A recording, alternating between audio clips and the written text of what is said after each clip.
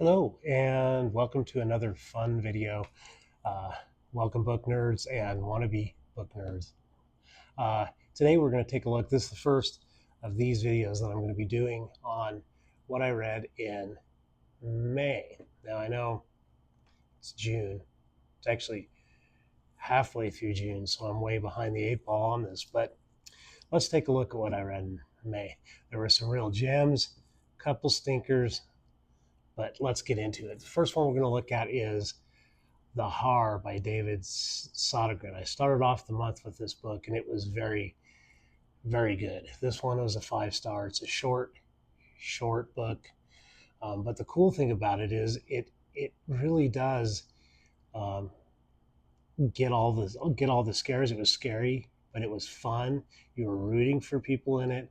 Here we're following an old woman who is on in the Scottish countryside. She owns a property, and there's a land developer that wants the property. She doesn't want to give it up, and so uh, a storm comes up, and the Har is in the storm. It's really just an interesting, wonderful book.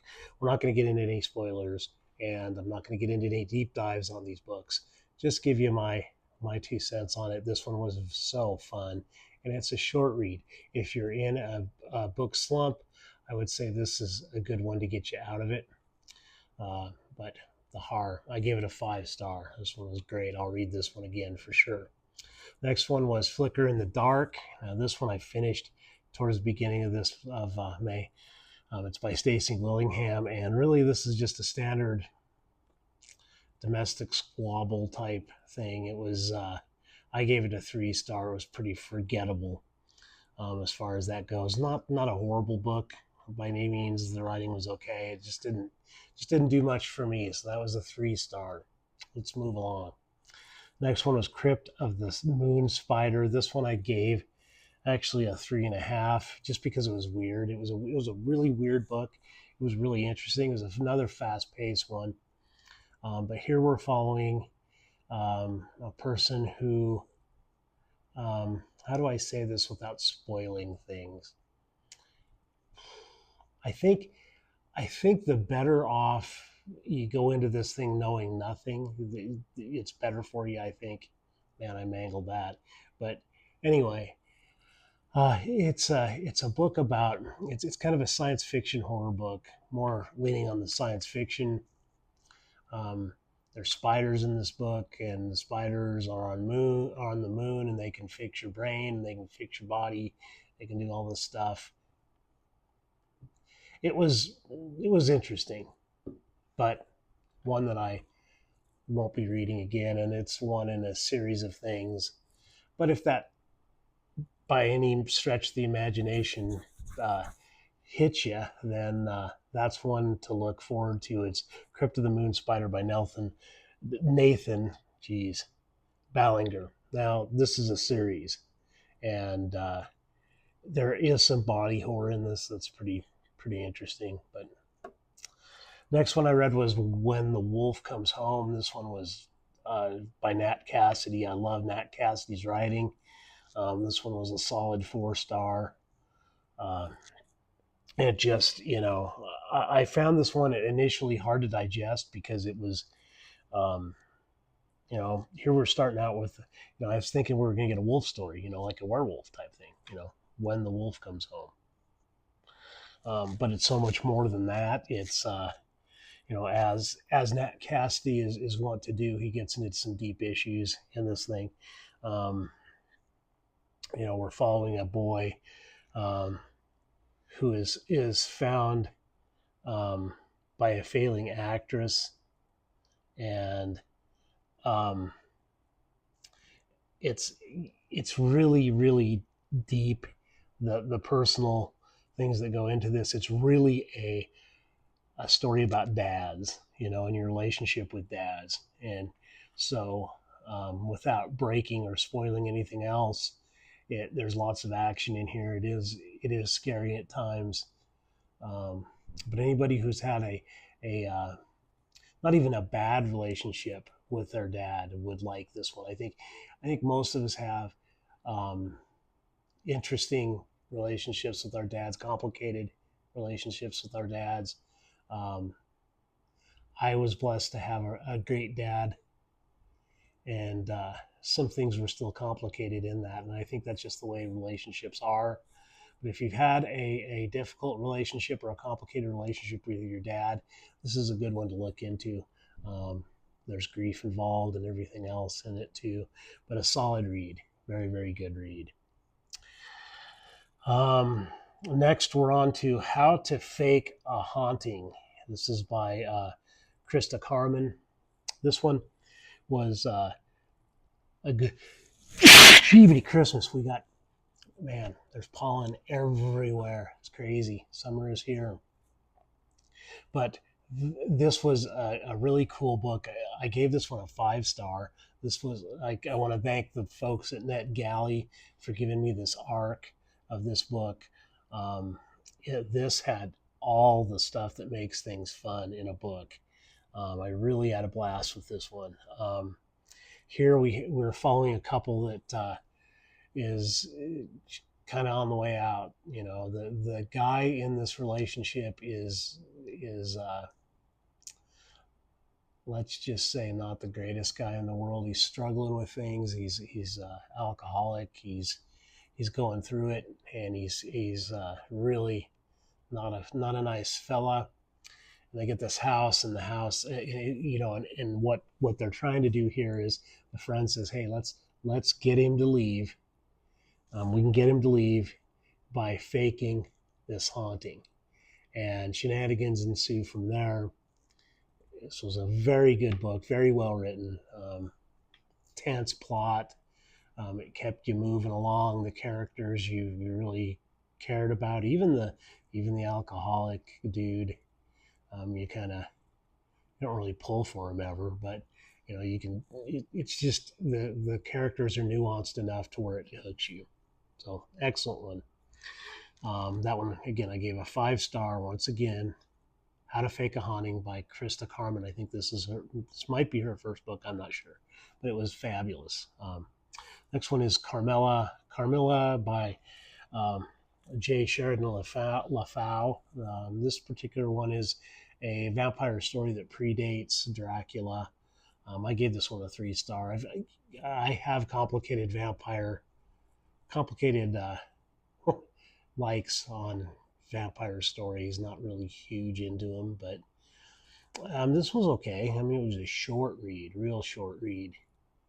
It's just not, this was my style. I mean, it was kind of a, what's going to happen next type, you know, is anything going to happen type thing. It was good though. I mean, I gave it a 3. A lot of people love this on BookTube, I know. I just, not my cup of tea, but you know, if you're looking to see one that a vampire story that predates Bram Stoker's Dracula, this would be one to look into, especially since it's so short. Next one I read was The Iron Chariot by Steen Riverton. And this one I gave a 3-star. It was fun. It was predictable. It was, you know, what caught me and made me want to read this one was Joe Nesbo put on, you know, how writers do this. Stephen King's notorious for this. Greatest thing I've ever read. This was so fun. This was great. You know, whatever. Anyway, Joe Nesbo put on the cover, you know, a great writer. Well, yeah, he's a decent writer, but this thing went nowhere. It was very forgettable. Okay, I don't even want to get into what it was about because you've heard this story before a million times, and most times told better. So anyway, next one was Bat Reader. This was a buddy read from my book club, or from the book club I'm in with my daughter. This one was fantastic. This is Bat Eater and Other Names for Cora Zhang. This one was by Kylie Lee Baker. I love this book. This one was fun. This one went in places you didn't think it was going to go. There's all sorts of things for you to grab onto. This comes from the perspective of during COVID, and it starts off, and this is no spoiler because it's in it's in the description, but it starts off.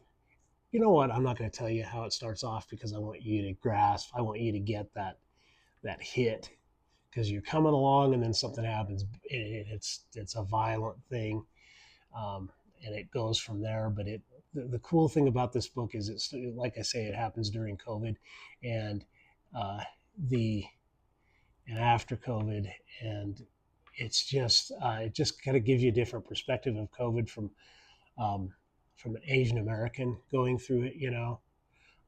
That's where the bat eater thing comes from. Is there's a series of deaths that happen, and there's a bat that's left at each of these killings. It's interesting.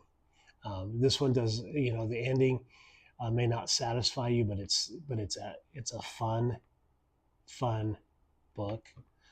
There's scares in this. There's humor in this. You really do pull for the characters. She doesn't hold back on anything. There is some body horror in this one, pretty gross body horror, but it's necessary to tell the story. Which sometimes body horror for body horror just doesn't do it for me. It's there has to be a purpose in it, and there is a purpose in this, and in the body horror in this one. So, Bat Eater and Other Names for Cora Zhang by Kylie Lee Baker. I gave this one a 4.5. Now, this one was the stinker of the month for me, and I hate to say this because I know a lot of people like this book and like this author. This one is The Violence by Delilah S. Dawson.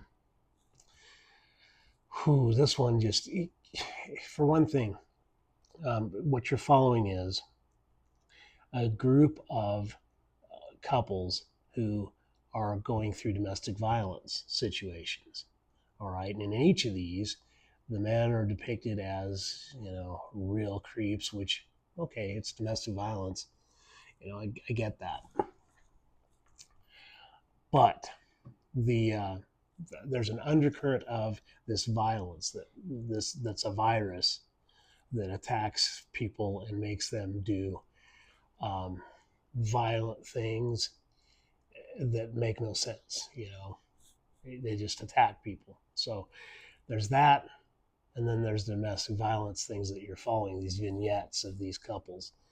The problem with it is there's very little the virus just kind of disappears. It's kind of almost a set piece to the vignettes that are told, and the vignettes are told very terribly, I think. In this, that it's cartoonish the way that they're just depicted. Domestic violence is a serious thing, and you always hear the thing. Well, if things were so bad, why didn't the woman just leave? The problem with domestic violence is the suspects are so off. They're so good at manipulating things, gaslighting things, and the other thing too is they're human beings, and they can demonstrate love like other people can too, and these characters were written in such a cartoonish fashion. I mean, all the males in this thing are depicted Snidely Whiplash style. They are just so buffoonishly rotten and horrible that you really don't get any kind of an idea of how horrible these situations are based on that. I'm not saying that men that are involved in domestic violence are parade marshals, but what I am saying is these situations are a heck of a lot more dynamic than what's depicted here. And we're not doing any favors to folks that are in these situations by painting things like this, in my opinion. And that's from working with folks that were in these situations for decades. So, the plot line just kind of meandered. I felt like I said, I felt like the virus part was such a tangential character piece that it didn't even really need to be in there. So I give this one a 2-star. Not my cup of tea. The Violence by Delilah Dawson. I don't know, you might like it, but not my cup of tea. The next one was Eminence Front, and this one was another galley by NetGalley. It's by Rebecca Rowland. This one was a decent book. It was the winter comes and in the snow becomes a character that can kind of talk to people. I know that sounds crazy, but the way it's written, it's pretty decent, you know. And so you got all the townspeople are going through this storm. It was fairly average. I mean, it was a good thriller. Um, Nothing really tied it together. That was the problem for me. Um, None of the characters tied together. Uh, Characters were all kind of not amalgamous. They kind of bled together. So I give that one a 3 star. The next one is The Perfect Divorce by Geneva Rose. I like Geneva Rose writing because it's fun. It's not very believable. You have to suspend your belief, but you do in all horror and thriller stuff anyway, most of the time. So this was a sequel to The Perfect Wife, maybe, I think. I don't know. Anyway, the first one was really good. The Perfect Marriage. Sorry, The Perfect Marriage. And the title tells you what you're going through in this. I thought the characters were interesting. I thought it was well paced, very fun read, very fast read. Um, it's kind of like a really good cheesecake. It's really good, but there's nothing to sustain you really. But it's fun, and for that reason, I gave it a 4 star. I liked it, and I listened to this one on audiobook, and I thought the narrators were very good on that one. Next one, Queen of All Mayhem. This one is by Dane Huckelbridge. The Queen of All Mayhem. This was a NetGalley arc as well. I really love this one. This is the story of Belle Starr. Belle Starr was Old West. She was depicted as a gunslinger. The thing about it is this is an actual history book, so it gets into the history of Belle Starr, and it tells the real story, which is much more interesting than the gunslinger thing. Yes, she did carry a gun and she did kill some folks, but this is a gal I would want to meet. She didn't take any crap, and she also didn't. She really didn't conform to a lot of stuff either. She saw a wrong, she righted it, and for that, I thought this is just superb writing. I thought it was fun. It moved along. It was read a lot like a novel, which in some historical books you don't get that, But this was a good writer writing about a good subject. Being that I lived in the West, I can, some of the pieces some of the scenes that these took place in, that this stuff takes place in, I know, so that helped too. But if you want to know about a true trailblazer, this is one to pick up. Again, that's Queen of All Mayhem. I'll just read the whole title because there's more to it. Queen of All Mayhem: The Blood-Soaked Life and Mysterious Death of Belle Starr, the Most Dangerous Woman in the West. And it doesn't solve the mystery of how she died. It does cover it really, really well. So I liked it. I liked it a lot. I gave it a 4 star. Next one is The People's History of the Vampire Uprising by Raymond A. Villarreal. I love this one. This one was really fun. Now, I liked World War Z. I liked the book. I also liked the movie. But I really liked the book because it was a different, especially the audio book, because it's read by so many different people. This one I read, this is a lot like World War Z in that we're following this viral thing that's going on, and we're following it from different perspectives of people that were involved in the virus. Either people that were trying to figure out what was going on, or scientists. There's people that are working in Washington trying to figure it out. All this stuff, and the gist of it is that the vampires were created from a virus, okay, that gets out. And this virus turns people not only into vampires, but into the vampires, live just like the Stoker's uh, vampires. They live a long, long time, and they also seem to have almost, not really, but almost superhuman powers. Um, so people then become, some people want to become vampires, and then there's the social stuff. There's a stigma. Those are the vampires. We gotta disengage from them, and how do we handle all this stuff. Really interesting book, really well written, and I would recommend this one. I gave this one a 4 star. I would even be persuaded to go 4.5. Really good one. People's History of the Vampire Uprising by Raymond A. Villarreal. Then there's Nick and McKee in Ethics. This is book 6, with some essays included from Aristotle. Now, this one's a 5. I mean, this is what society is built on, or the ideas that are encapsulated in this.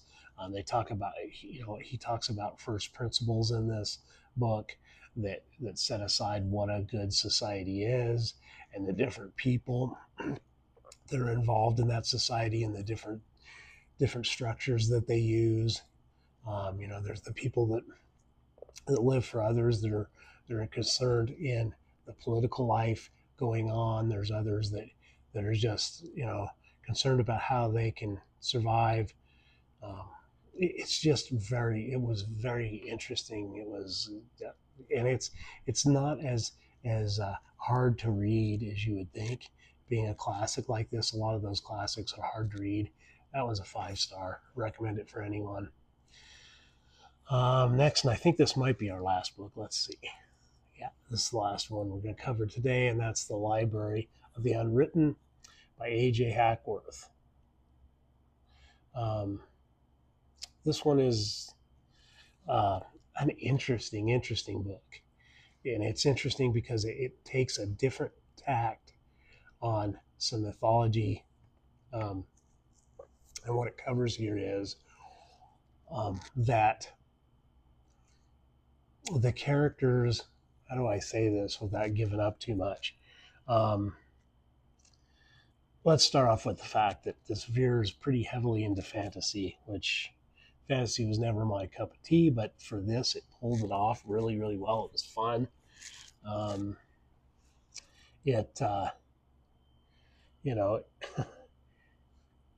It was very well paced, and what it covers is trying to figure out a way to say this without giving too much away, but I guess it's in the cover. So here, the subject of books are actual characters in here, and the library is kept by a librarian that rolls around all this stuff. So in other words, a hero in a book is played by a character in this book, okay, that is covered in this book. And you have the different heroes, you got heroes, villains, those kinds of things become characters in here. And the librarian's job is to keep track of everything and keep everything running. It's just kind of interesting. I don't know, the way that it was done. I really like this book. I would recommend it. I gave it a 4, maybe even a 4.5. It was fun. And this might be a beginning of a series. I don't know, but anyway, very good book overall. Very good month. Had a lot of fun. If you had fun listening to this, and if there's any books that you've read that you disagree with, like the violence, please give me a comment. The other thing too is I would like to see. I need more comments to see what you want in these videos. This was a very good month for me reading wise. I hope you like some of these books. I hope you check them out. I don't hear enough of a lot of these ones. Pretty much When the Wolf Comes Home is the only one I'm really hearing a lot about. But anyway, hope you had a great month. I hope this summer is going great for you. If you like this video, please like it, subscribe. We'll have a conversation about books. It's all fun stuff. And I thank you very much for taking time out of your busy day to spend some time with me. Anyway, thank you much. We'll see you next time on 307 Reads.